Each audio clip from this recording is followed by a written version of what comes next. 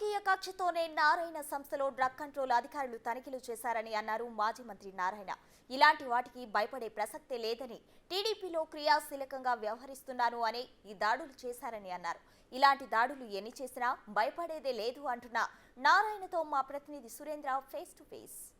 టీడీపీలో క్రియాశీలకంగా వ్యవహరిస్తుంటారు మాజీ మంత్రి నారాయణ.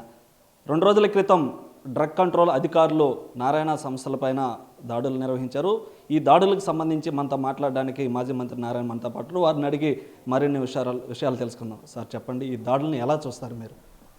అంటే డ్రగ్ కంట్రోల్ వాళ్ళు వచ్చి ఇన్స్పెక్షన్ చేయొచ్చు, దాంట్లో తప్పు లేదు. కానీ ఆ చేసిన పద్ధతి మాత్రం డ్రగ్ కంట్రోల్ వాళ్ళు చేసింటే చేయలే. ఒక 200 మంది పోలీసు వాళ్ళు మఫ్టీలోను ప్లస్ డ్రెస్సుల్లోను ఒక 10 వ్యాన్లు జీబులు అన్నీ వేసుకొని వచ్చి క్యాంపస్ మొత్తం medical college, hospital, nursing college, dental college, pharmacy college, residence అన్నిట్లో జరబడి అడిగిన వాళ్ళకి ఎందుకు వచ్చారో కూడా చెప్పాల. జనరల్గా సర్చ్ వచ్చినప్పుడు మేము పలాందరినీ సర్చ్కి వచ్చామని చెప్తారు, లేదా నోటీస్ కూడా ఇస్తారు. ఏమీ లేకుండా మీ దగ్గర గంజాయి అమ్ముతున్నారంట, ఇవన్నీ స్టోర్ చేస్తున్నారంట, అవి పట్టుకోవటానికి వచ్చామని చెప్పారు. దాంతో అందరూ భయభ్రాంతులు అయిపోయారు. క్యాంపస్ అంతా ఆల్ ఎంప్లాయీస్ భయభ్రాంతులు అయ్యారు, వచ్చిన పేషెంట్స్ అంతా భయభ్రాంతులు అయ్యారు. సరే, నేను హైదరాబాద్ నుంచి వస్తున్నా, నాకు చెప్పారు ఇలా వచ్చారంటే సెర్చ్ చేసుకోమని వాడికి ఏం కావాల్సింటే అది చేయండి అని చెప్పాను. చాలా క్లియర్గా చెప్పాను. ఆఖరాకి ఏదో కొన్ని డోర్లు కీస్ లేవంటే అవి పగలగొట్టించాము. అబ్జెక్షన్ లేదు, పగలగొట్టాలంటే పగలగొట్టేమని పగలగొట్టుకున్నారు కూడా. మొత్తం సెర్చ్ చేశారు. 4 నుంచి 8 దాకా, 4 నుంచి 10 దాకా జరిగింది. అయితే 4 నుంచి 8 దాకా ఇంట్లో చేశారు, 4 నుంచి 10 దాకా మిగతా బిల్డింగ్లో చేశారు.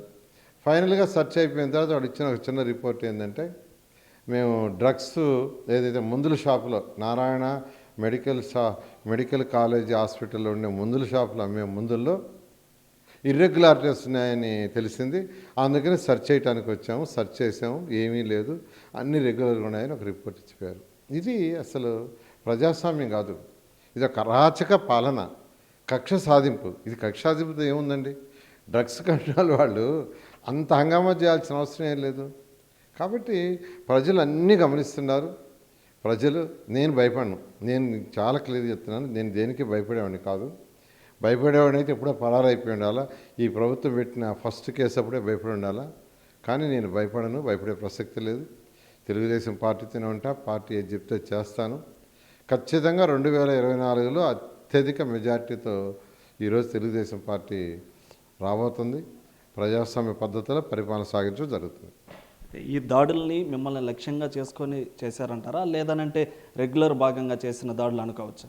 ఈ ఖచ్చితంగా లక్ష్యంగా చేసినాయి. లేకుంటే రెగ్యులర్గా చేసే అయితే డ్రగ్స్ కంట్రోల్ అంటే వాళ్ళకి 5-6 మంది ఆఫీసర్లు వస్తారు, చెక్ చేసుకుంటారు. ఏదైనా ఉంటే డెఫిషియన్సీ ఇస్తారు, దాన్ని కరెక్ట్ చేసుకోమంటారు, ఇలా చేస్తారు.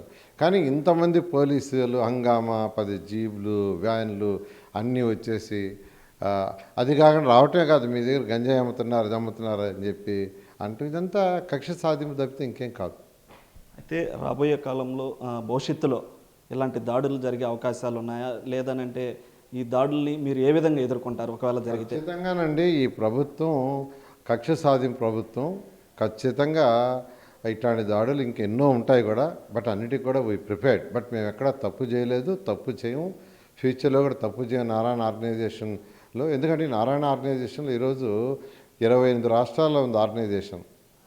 6 లక్షల మంది విద్యార్థులు చదువుతున్నారు, 50,000 మంది ఎంప్లాయీస్ మంత్లీ శాలరీస్ తీసుకుంటున్నారు, పిఎఫ్ ఈఎస్ఐలు కట్టి.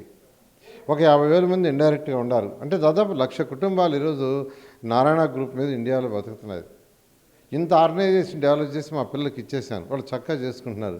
తప్పు ఎందుకు చేస్తారండి? తప్పు చేయాల్సిన అవసరం ఏముంది? తప్పు చేయాల్సిన అవసరం మాకు లేదు, అందువల్ల వాళ్ళు ఎన్ని దాడులు చేసుకున్నా ఏం చేసుకున్నా మేము భయపడేది ఉండదు.